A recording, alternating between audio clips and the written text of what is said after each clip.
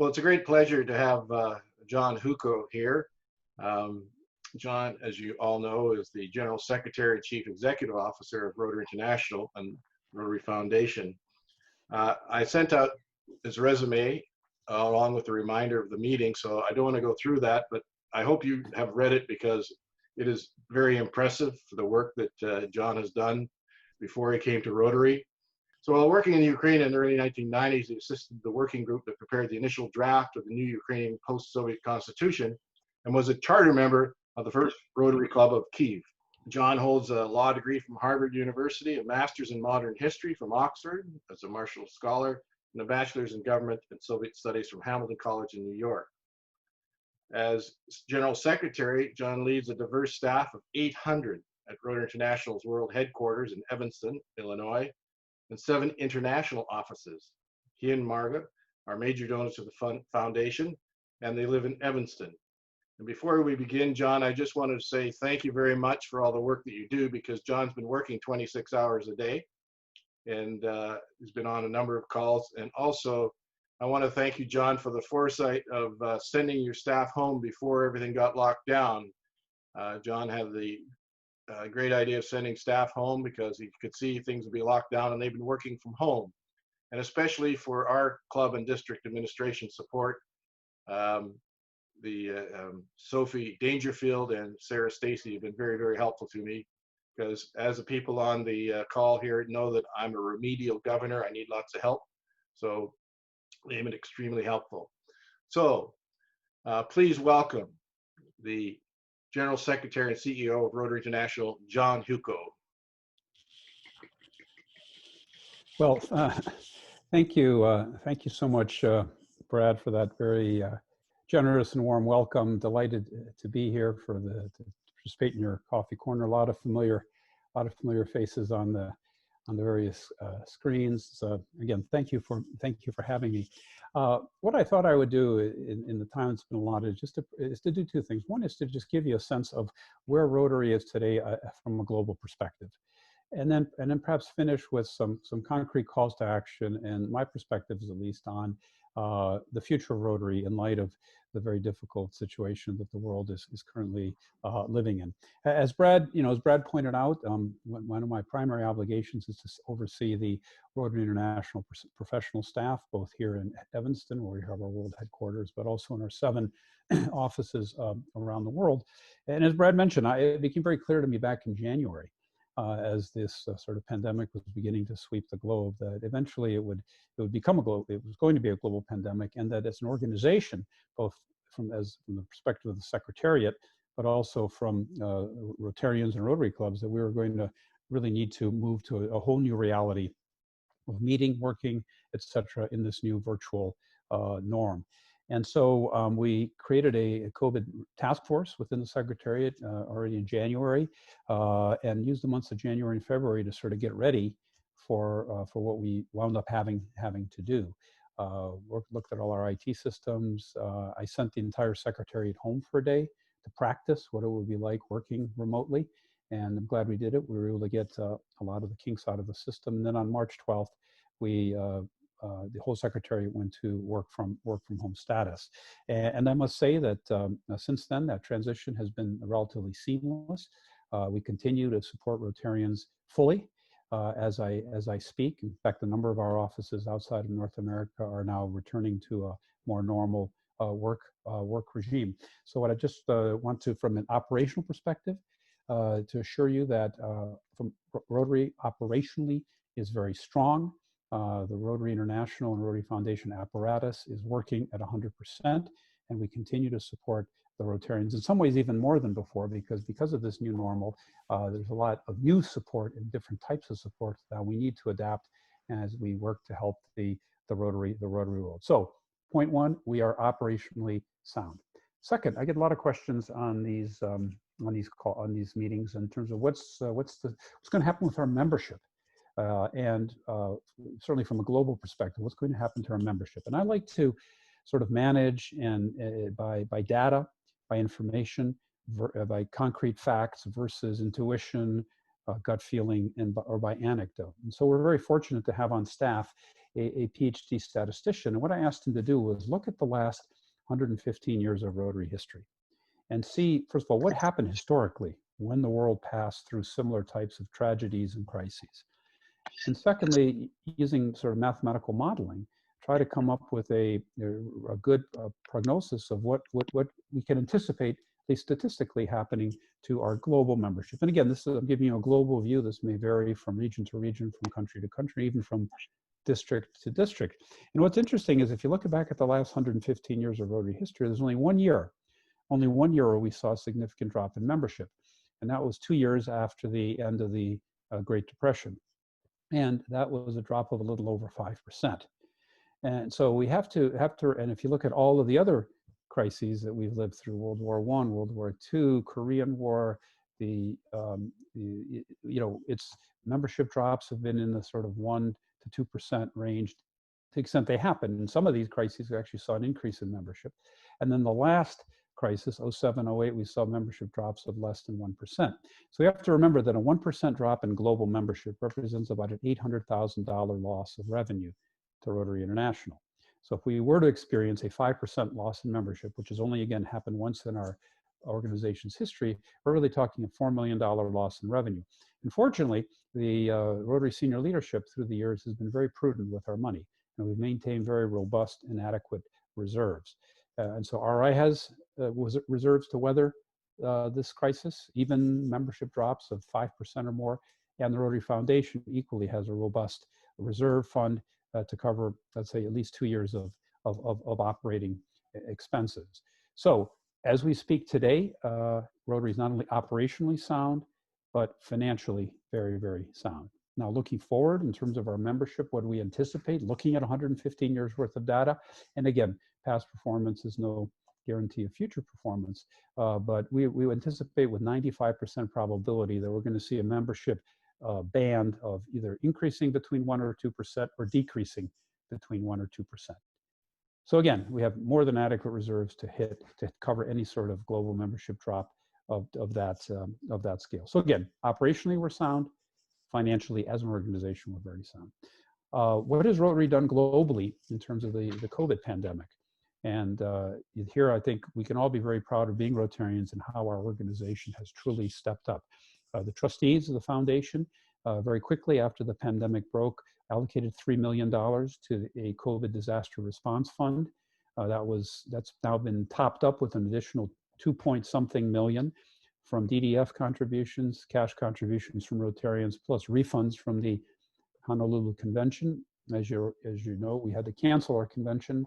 We're having a virtual convention, and I urge all of you to register. We're going to try to break that Osaka record of 45,000. We've had very strong response to date, but let's see if we can at least get 50,000 registered and attending. And so you were able to, you got a full refund if you'd signed up for Honolulu, and you were able to redirect that refund toward the COVID disaster response fund. And there, any district can submit a grant of a proposal for up to 25,000 for COVID-related activities. We have received over 320 grant proposals from districts. Unfortunately, we've not been able to fulfill all of them. So there's still a number that there wasn't enough money in the fund, but as that fund continues to raise money, we'll continue to fulfill those grant requests. In addition, on the global grant side, we've received about $14 million worth of global grant proposals dealing with COVID related. And so between the global grants and the district grants, we have moved in the last few months close to $19 million in funding for COVID-related activities. And of course, that doesn't even touch all the work that's happening at the district, club, and regional level, where, you know, it's as I travel the Rotary world virtually, it's extraordinary, absolutely extraordinary how Rotarians have stepped up the work they have done, whether it's in personal protective equipment, food, shelter, whatever it is. Absolutely extraordinary. So I think all of us as Rotarians can feel extremely proud of how Rotary has reacted on an international level, and certainly how we've reacted on a regional and local level to this crisis.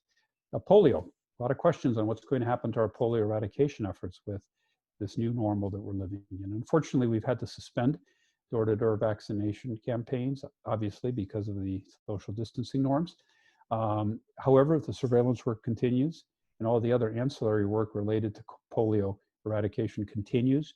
And there is some hope that we may slowly begin to start reintroducing vaccination campaigns in the near future. However, what is interesting is that a lot of the polio infrastructure has been repurposed for COVID activities, very similar to what happened in West Africa several years ago when the Ebola crisis happened. The polio infrastructure, particularly the emergency operations centers, were very effectively deployed to stop the spread of Ebola, particularly in Nigeria.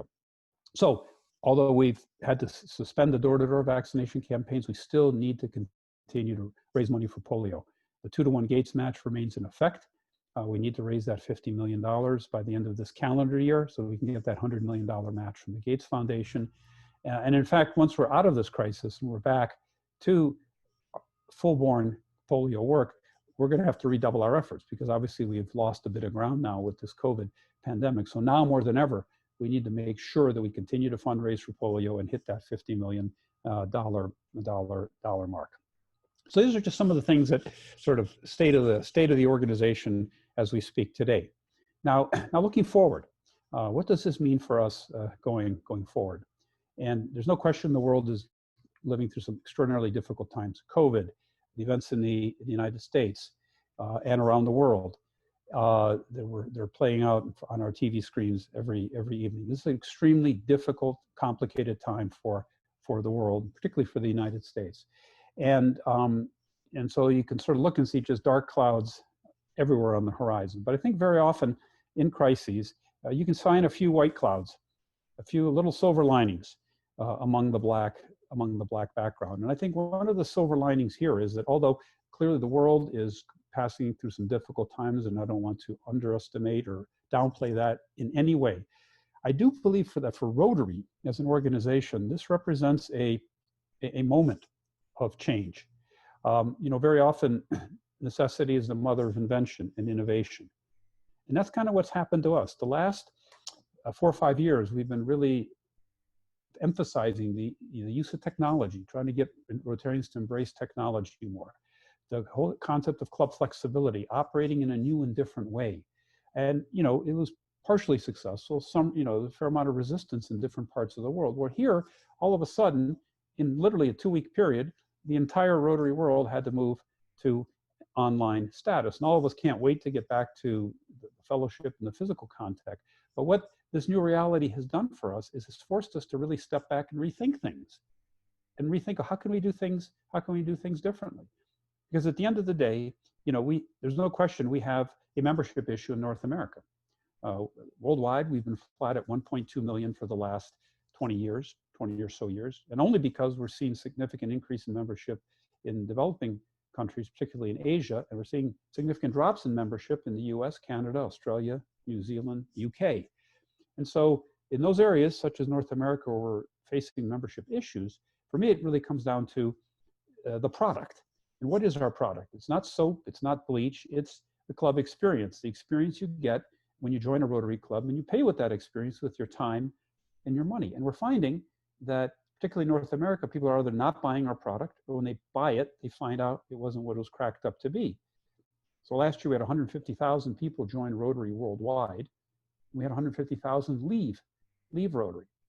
And so we need to rethink our product and come up with a varied, multi-dimensional product line that's perhaps more appealing to the demographic or the group that we're trying to attract. Now, if the traditional club model works, carry on. But if it doesn't, now we had certainly since the 2016 council, an incredible opportunity to be flexible, to refashion our product. And now with this COVID crisis, we have no choice. We've been forced to really rethink about how we operate.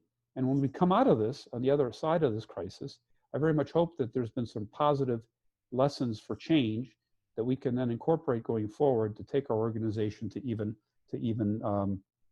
greater heights. So difficult time for the world, extraordinarily difficult time, but a silver lining opportunity for Rotary to really try to move our organization in a new and exciting direction.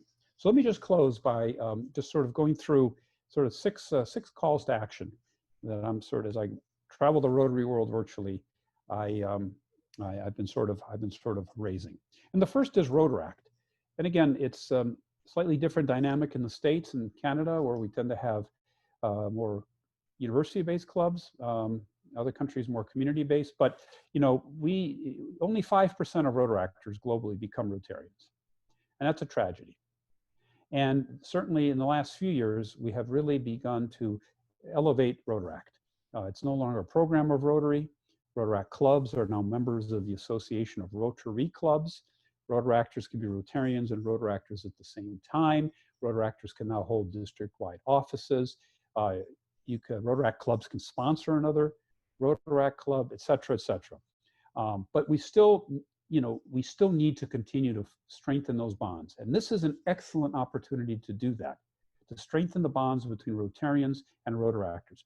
Rotaractors live in this space. They know this space. They're completely comfortable in this space. Our daughter is 27. She's riding out the COVID crisis with us. She was finishing up her graduate studies in Paris, came here, finished up her courses online, didn't miss a beat. They live in this space. They're very comfortable with it. Let's use this opportunity to really strengthen our ties with our Rotaractors to help facilitate that glide path from Rotaract to Rotary, so that instead of 95% of Rotaractors not becoming Rotarians, we flip that around and we have 95% of Rotaractors becoming Rotarians. Second call to action. We need to come out of this crisis as an organization at least as strong as we were going into it. And that's going to mean retaining our members in this very difficult time. And the statistics show globally that the longer one is in Rotary, the less likely one is to leave. And that the danger point for someone leaving Rotary, again, on a global level, on a macro level, is between the second and third year of membership in Rotary. That is when most Rotarians tend to leave our organization. And so as we focus on retention, we need to engage all of our members, continue to engage them in this difficult time, but particularly those who are newer to Rotary, because we need to come out of this as strong as we were going into it. Third point, projects. Our projects historically have been people doing things, getting together and doing things. Well, that's not going to be possible in the short and medium term. So how do we continue to do our projects in this new era of social distancing and stay at home and lockdowns, et cetera? And so we need to, in my view at least, unleash the creativity of 1.2 million Rotarians. And here the Rotaractors can really help us to think through, okay, how are we going to do our projects now in this new era? I don't have magic answer, but I suspect if we all put our heads together and really put our thinking caps on, we will come up with something. Fourth, same issue with fundraising. Our fundraising activities in most cases are events. Pancake days, walkathons, El Tour de Tucson, $1 million dinners.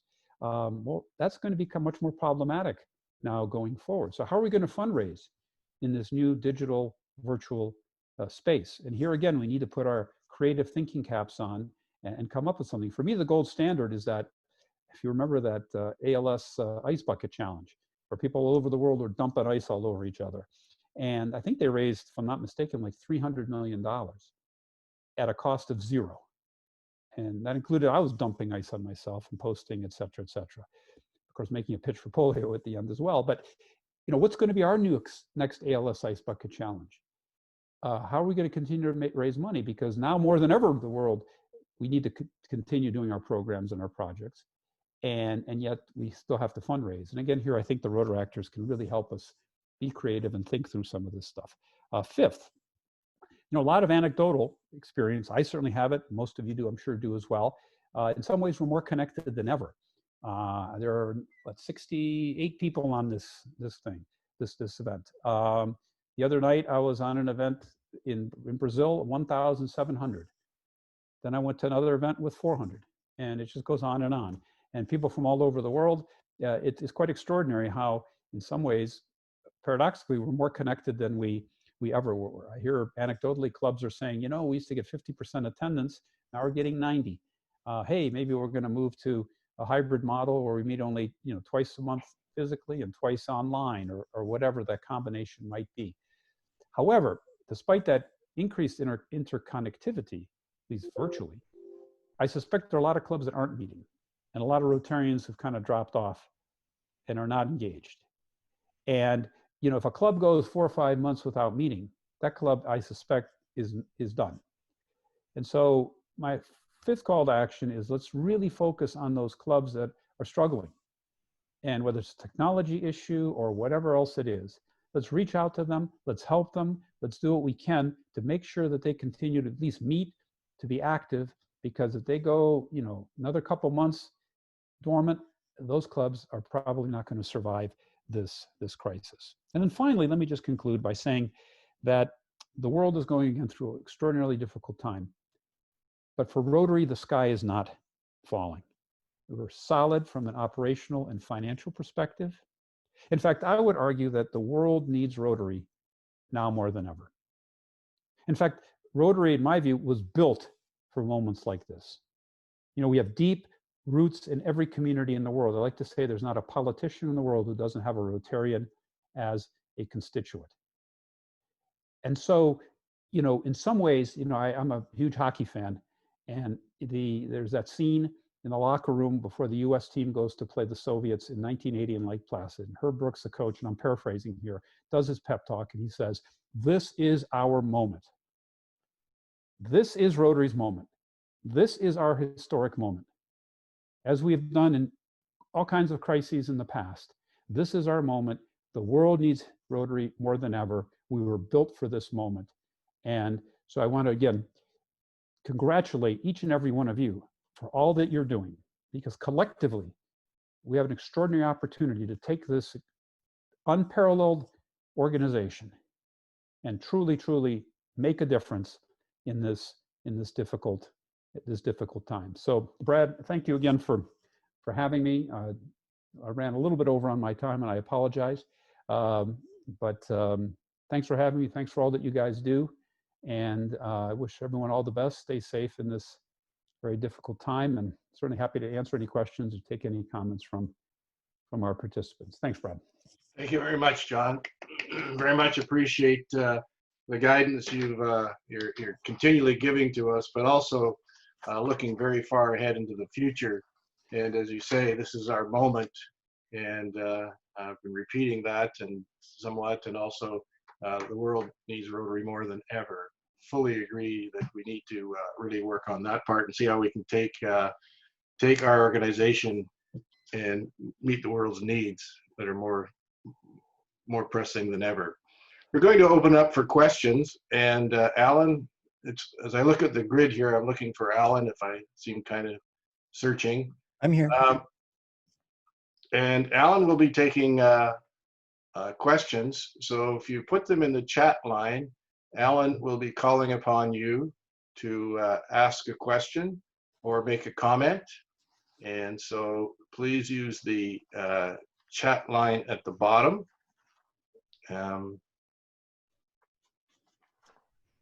Well, I'll just jump in there, Brad.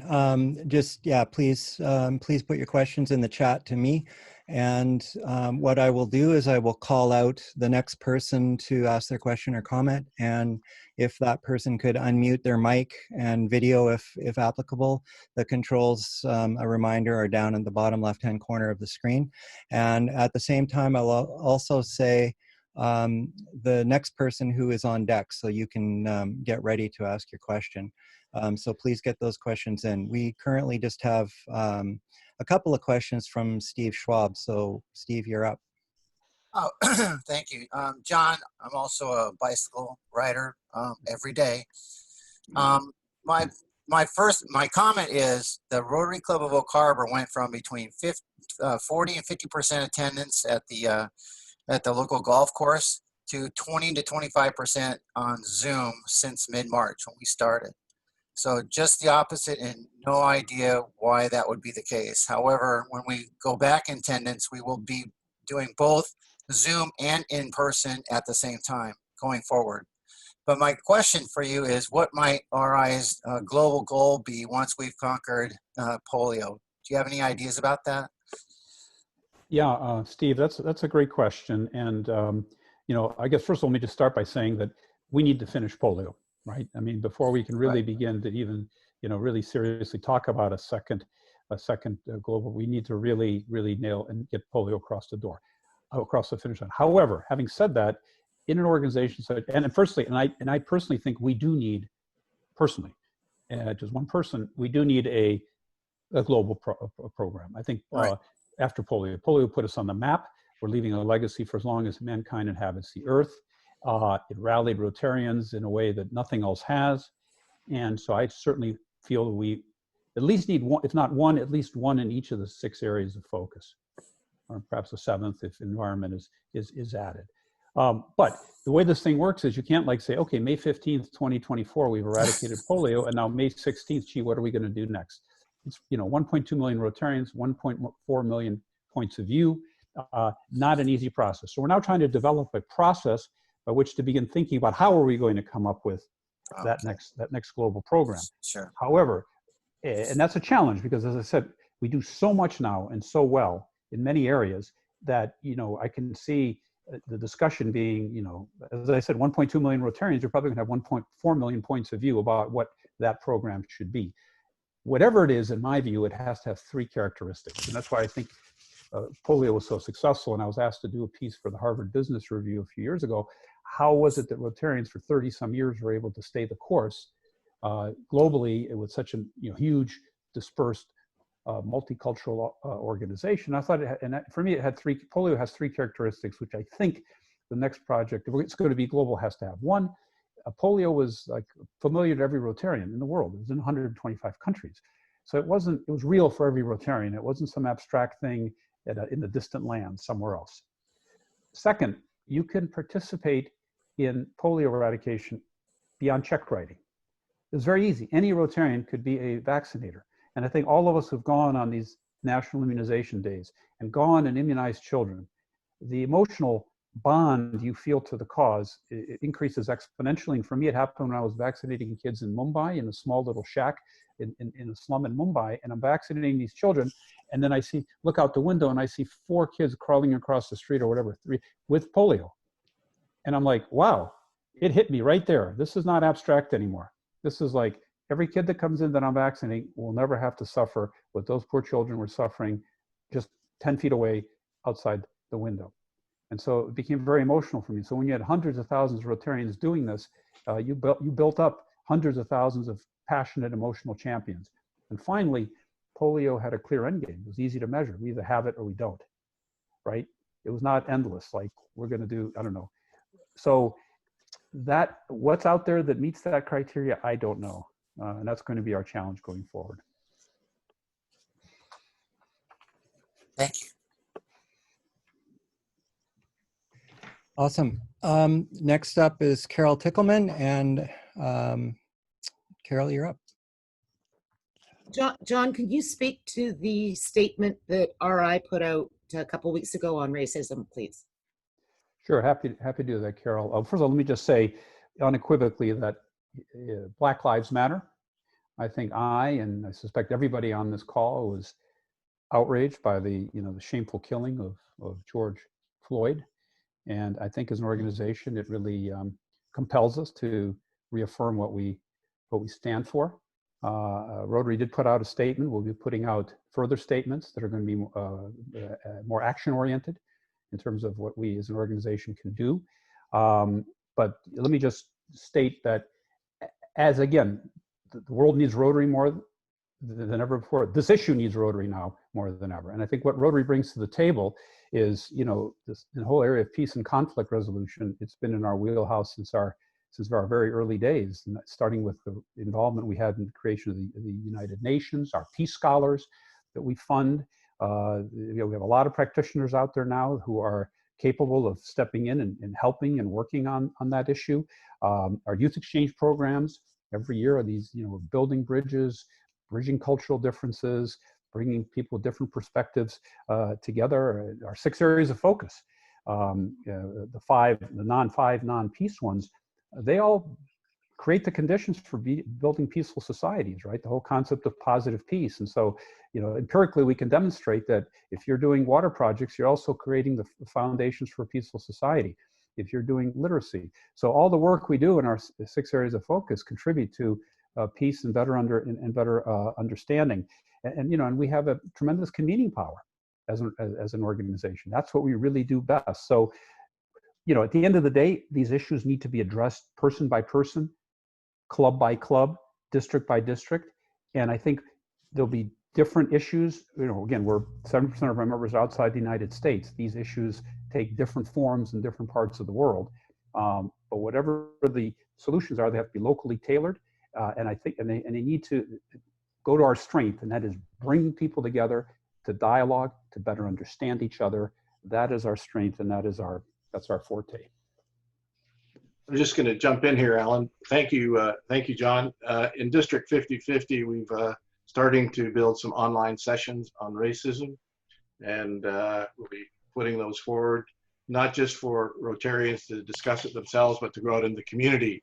And I look forward to those action-oriented statements from Rotary International.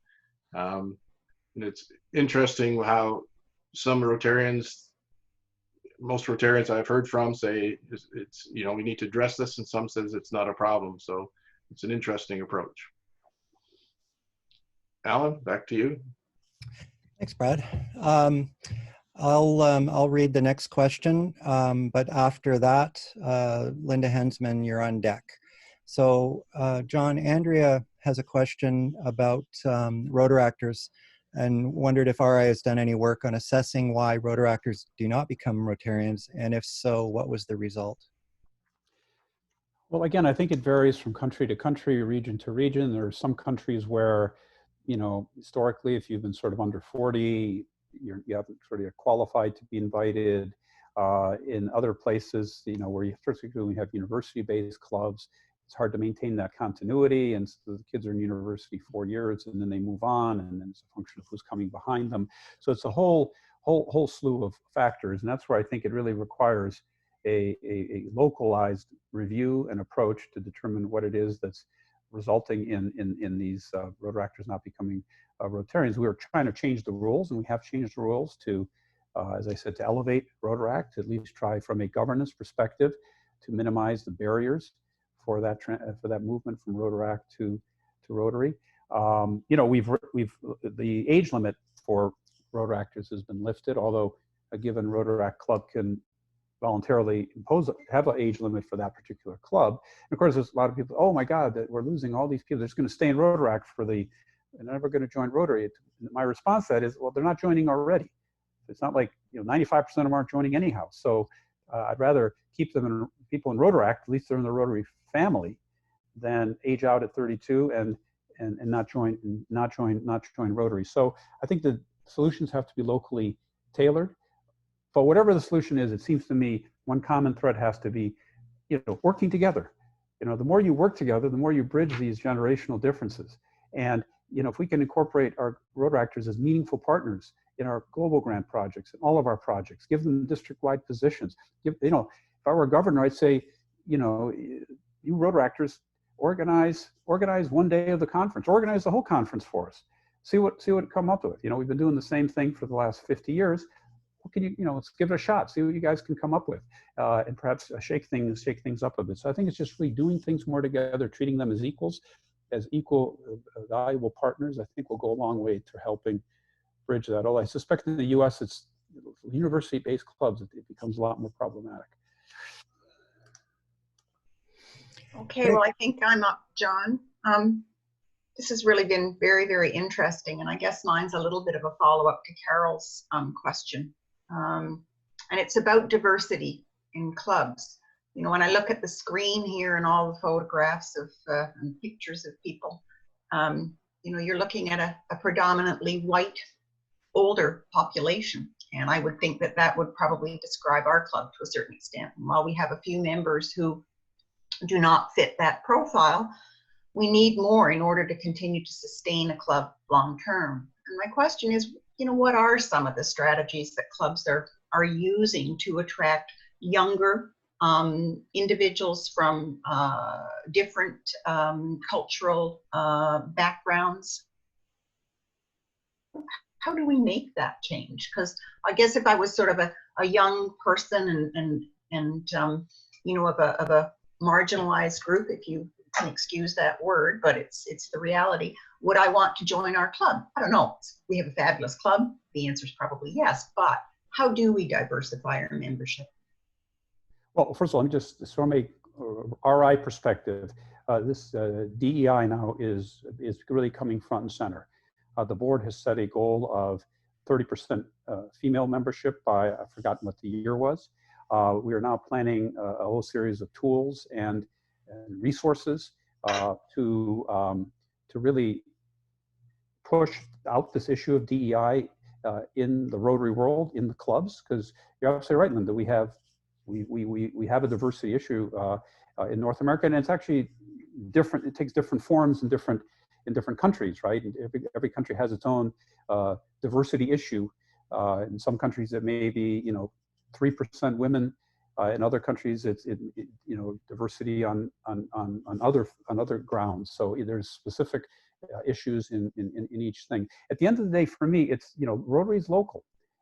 It begins and ends at the club level and the product that we're offering. And so it comes down to putting together a strategic plan. It comes down to engaging experts in your region, your area, in terms of what could we be doing that's appropriate locally to who is it we're trying to attract and how, and then fashioning a product that makes it attractive for them. I know there was one club, and I think it was in Texas somewhere, which they said, let's set up a new Rotary club.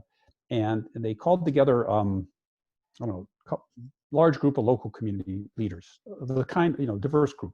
And they had a whiteboard exercise, and they got a board up there and said, okay, what would be the characteristics of a club you'd like to join that you'd find interesting? And, they were writing all this stuff down.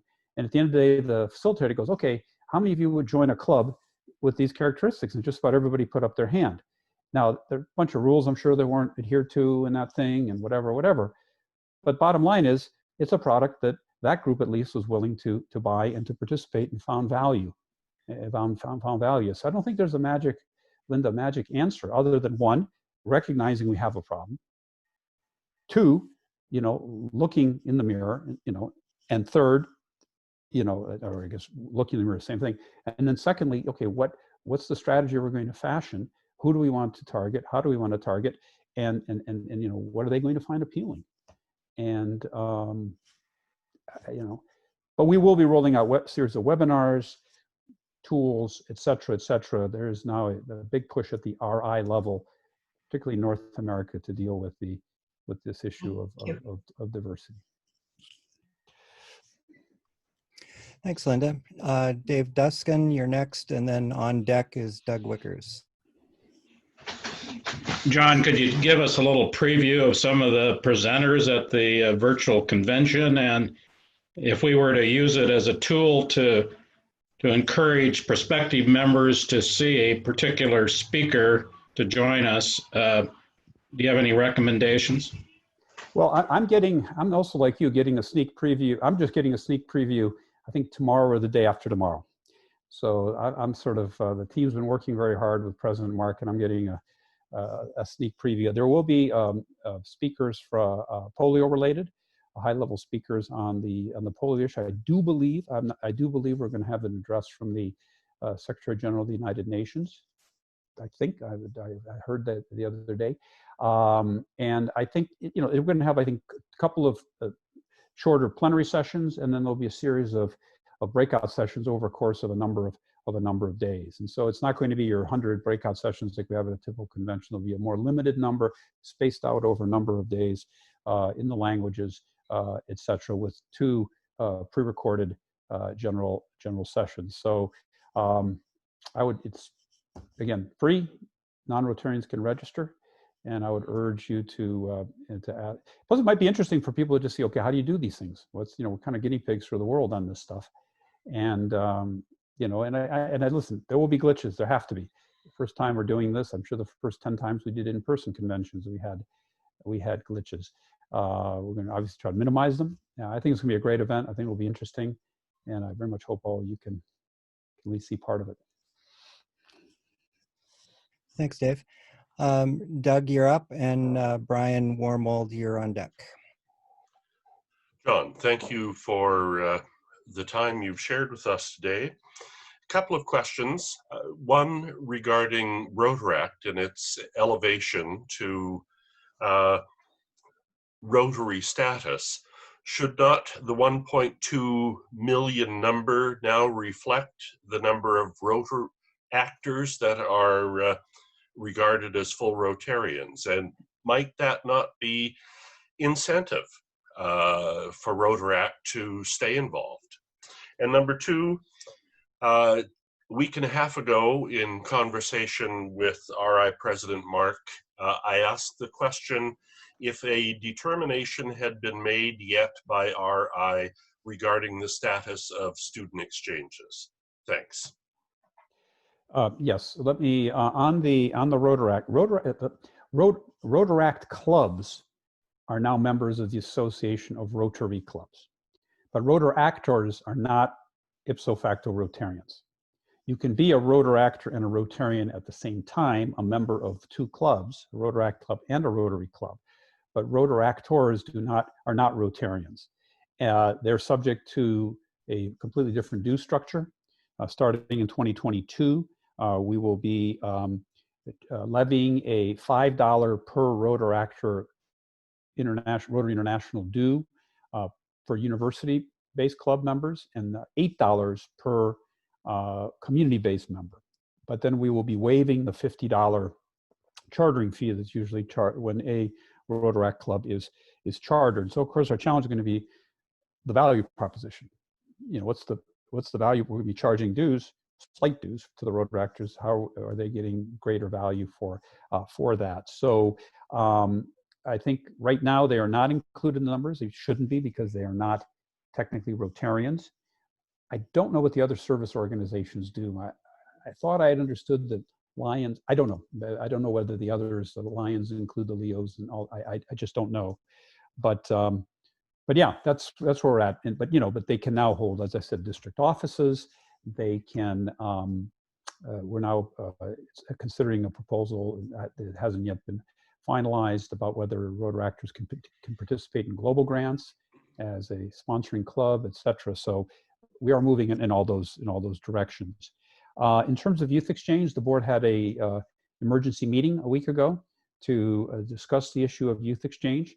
A detailed decision was adopted. The two options were either cancel it altogether or have youth exchange beginning on January 1, 2020 in a more limited form based on local conditions and local guidance from health authorities, etc. It's a fairly lengthy decision with a lot of stipulations and steps that have to go through if one were to have a youth exchange. So I just don't know all of them off the top of my head, but I would urge you to take a quick look at that decision. It spells out all the criteria that have to be met before you can do youth exchange. January 21. I'm sorry, January 1, 2021, exactly. Right. If I can just jump in here for you, Doug. We did receive the instructions from Rotary International. We've been working with our district Rotary Youth Exchange Committee. The Rotary District Board has been working with them and trying to figure out what to do. We came to a decision a couple of weeks ago that now we have to change a little bit of our strategy. And so we are working on it. And once we have everything figured out by end of the Rotary year, we'll be publicizing it out because it's the board is involved with this and has been for the past 6 months. And our Rotary Exchange Committee is working overtime to help everyone out. And I think, Brad, one of the key elements of that litany is to have a very clear understanding between everyone, the district, the parents, the student, everyone, who's responsible for what. Yeah. If a student needs to be repatriated, who pays for it? Student needs, whatever, because we don't want to get kids stranded. We had issues in the past where that wasn't clear, and there's who's responsible for what. So I think that's something that's going to be very important. I think that was one of the conditions is just make sure everyone understands who's responsible for what, so there's no misunderstandings later on some of these difficult issues. It's been very clear. The guidelines or the rules are very clear, and we actually have our chair of our district committee working on them as soon as we got them, and and trying to figure out how to go forward with that. So it was very helpful to have those guidelines on there. Alan, back to you. Awesome. Thanks, guys. Brian, you're next. And James Monroe, you're on deck. Okay. Thank you, Alan. And thank you, John. Great words. Really appreciated. I'll start with a comment and maybe end with a question. Just the comment that particularly for the Rotary Club of Port Moody in British Columbia, and also for, I think, many other clubs, as distinct from the experience from Steve, we've seen a net increase in the number of members who are attending meetings since we went to a Zoom platform. And that was actually very, very heartening. So I think that speaks to how, as an organization, we can grow and change as circumstances direct. So that's something I think we need to hold as near and dear to our heart, that we can evolve as an organization on a very quick basis. How we transmute that agility into the area of diversification is, I guess, the next step. Obviously being brought to mind of late, and I think as an organization we already target schools, organizations where we can sell ourselves to the youth of this world, and also more professional people to say what Rotary does. And I'm only a relative newbie, 2 years in the Rotary organization, and to be honest, I don't know why I didn't join before, because I now know the extent of what such an immense organization does. It's just fabulous. So we're already out there targeting organizations and schools to attract people. How we diversify that is our challenge. And I don't think there'd be anyone who disagrees with that. We need to somehow target areas of diversification without being seen as excluding others in that area of diversification. That is a balance that I think we have to manage. So, and I think, Brian, you're absolutely right. And I think, let's say one word. So how do we better target, let's say, younger professionals? Well, I mean, they are, this is perhaps technology, and is a way to maybe overscheduled, both parents working, et cetera, don't have time for the weekly meetings, and an online format could be much more attractive and appealing to them. So I don't know, somebody brought up, there was a club I've forgotten where it was, somewhere in the States, where single parents that had stay-at-home parents that were with their kids, and they wanted to create a club, but they didn't, so they created where they rotated their meetings among their homes. So every member had the host, and you could bring your kids. Apparently that club was extraordinarily successful and got a lot of, it even has a waiting list. In that part of the country, it was a model that worked and tapped into a group of people who were, stay-at-home parents and wanted to still be Rotarians, but had tiny kids at home and didn't have the ability to. And so it was a great format that worked there. It may or may not work in your area, but again, it's about figuring out who do we want to attract, and then the best way to attract them. And I would put the rules off to the side, and first of all, fashion the product that they're going to find attractive, and then figure out which rules you're breaking. And if it's not, they're not like, things that can never change, our 4-way test, our ethics, all that kind of stuff. But in my view, the other stuff's all fair game to modify as needed to create those interesting products for the diverse groups we're trying to attract to Rotary. Awesome. Bill Robson, you had a comment, and then Linda Jean, you're on deck. Yeah, thanks, Alan. John, I just wanted to you're probably aware of this, but there's been a lot of mentioning of Rotaractors. I just want to mention the fact that Zone 28, the new Zone 28 starting July 1st, actually has a Rotaractor from our district as an assistant Rotary coordinator. And Phoenix McLaren is her name. And she's been very involved as an ARC for the past year and continuing with Zone 28 next year. She's also very involved with training in our district. And if I recall correctly, she's actually doing a session tomorrow night on Rotary and Rotaract together, how we can work together and make sure that we get some more of that 95% moving over to Rotary. You know, even if they're not aging out of Rotaract, how do we get them to become Rotarians? So thank you for your time. If I can add to that, Bill, Phoenix is now the chair of the Rotaract committee for the district, and she is a member of the board. We have a Rotaractor on our board of directors for the district, so we've changed that this year. Anyway, let's go ahead, Alan. Awesome. Linda Jean, you're up, and Deborah Wright, you're on deck.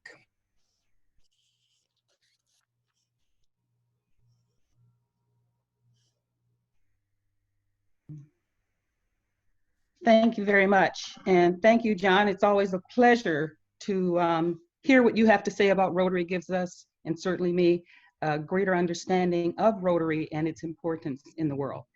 Speaking to the issue of diversity, prior to retiring, I did a lot of diversity work with governments and organizations, large and small, as well as nonprofits. When they look at Rotary, as the comment that Linda Hinsman made, you see the same kind of people around the table and around the room. The reason for that is my understanding and how I saw it and how it was presented to me is you had to be invited to Rotary, to join Rotary. So who do you invite? You invite the people you know. Because when you invite them to join Rotary, your reputation is on the line as well, because you want to invite someone that you think will fit well with your group, that will be a good Rotarian, however you define that to be. So no wonder we haven't had a lot of change. People have to go outside of the known, just whom they know. And like reaching out to schools, organizations, etc., there are many, many professional and other diverse organizations in almost every community that you can reach out to. I have talked to Rotary clubs, actually not the actual Rotary clubs, usually someone in the Rotary club asks about that. And it's important to realize you have to step outside of your comfort zone. People have to step outside of their comfort zone. You have to be able to approach, and sometimes you might need help. And I think that a lot of organizations will, in fact, assist you. So this whole issue of you have to be invited in order to join has been, I believe, a barrier to increasing diversity. And we have to do something different. If you want a different result, your actions need to be different from what they've been in the past. I won't go on because I could go on for an hour on this. Yeah, thank you, Linda Jean. I couldn't agree more with what you've said. And you know, and sort of a slightly different tangent to that, one of our 4 priorities of our action plan to implement our new strategic plan is to increase the channels for people to participate in Rotary. That doesn't necessarily mean joining a Rotary club. And so we're now going to be piloting in Houston and Chicago a new membership model where you're, in a sense, joining Rotary International. And of course, the question then is, what's going to be the value proposition? Why would you join Rotary International versus another organization, and whatever the fee is to be a member, and what's the value proposition? It's not exactly on point to what you're saying, but it's also, it is another way that we're working on diversifying the channels in the Rotary that don't necessarily involve joining a Rotary and Rotary club. And so I couldn't agree with you more. And again, at the end of the day, it really, as I said earlier, it's looking in the mirror. And it's saying, okay, we've got an issue and we either want to deal with it or we don't. And if you want to deal with it, you've got to sort of start doing what you were talking about. And if clubs are struggling with, we kind of don't know what to do, I think you're absolutely right. There's resources out there that can help that can help the district or the clubs kind of rethink that. I mean, my sense is it's going to be somewhat easier to handle on a district-wide level because there you have economies of scale and you can pool resources and you have but yeah, it begins with looking in the mirror and then taking steps to deal with it. I see we're getting near 11 o'clock and Pacific time, and I'm sure John has a very busy schedule. I think we had just one last question. If you could take that, John, if that's okay. Sure, happy to do it. Okay. Deborah, you're up. Thank you. And thank you for having this Zoom meeting. I just really think it's wonderful. My experience, even in our club, has been wonderful with the Zoom meeting. We have quite a bit of attendance going, and we're raising money during our meetings, so it's working pretty well. The question I have is, what do the Peace Scholarships look like? Are they going to go forward as usual, or are they going to be looking differently when people go to school? Do you have any idea about that?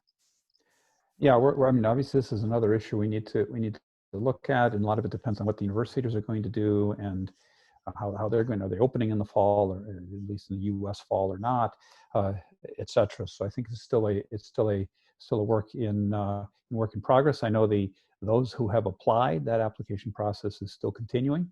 I think May 31st was the deadline to submit applications, and July 1st to get your district to sponsor you, et cetera.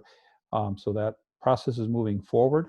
What it'll practically look like, we just need to figure it out, right? I think all the schools, universities are struggling with what's this all going to look like in practice, and it'll be different in different parts of the world.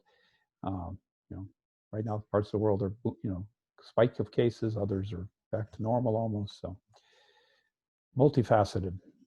There's no single answer here. Thank you, Deborah. John, I would just like to leave you with the last word, if you wish. Well, just again, first of all, thank you for having me. I really want to thank all of you for all that you do for our organization, for your communities. And again, I think this is Rotary's moment. This is our moment to make a difference like we never have before.